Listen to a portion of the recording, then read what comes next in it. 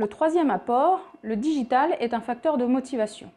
On le sait, pas d'apprentissage sans motivation. Mais la motivation n'est pas innée, elle se construit au fil des expériences d'apprentissage.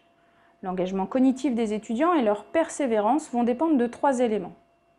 La variété des activités pédagogiques proposées et la valeur que leur confère l'étudiant, le degré de difficulté de l'activité proposée qui doit être considéré comme acceptable par l'étudiant, il doit se sentir en mesure de la réaliser, et l'autonomie consacrée à l'étudiant dans la réalisation de ces activités.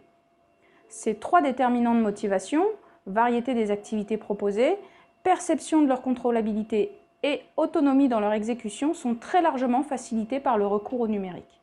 Nous le verrons dans les modules suivants, un nombre de plus en plus important d'outils en ligne proposés gratuitement permettent de varier les activités pédagogiques tout en proposant des feedbacks immédiats ou des fonctionnalités permettant aux élèves de mesurer leur progression et d'augmenter ainsi leur sentiment de contrôlabilité sur la formation.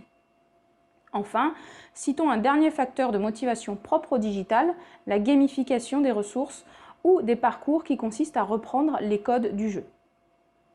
Quatrième et dernier apport de la pédagogie numérique, la différenciation. Un des facteurs clés de succès des dispositifs de formation tient à leur capacité à s'adapter au niveau des étudiants et à leur rythme d'apprentissage.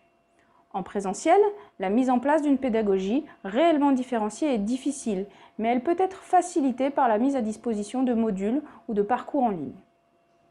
Dans les contextes de remise à niveau, par exemple, le numérique est à cet égard extrêmement performant.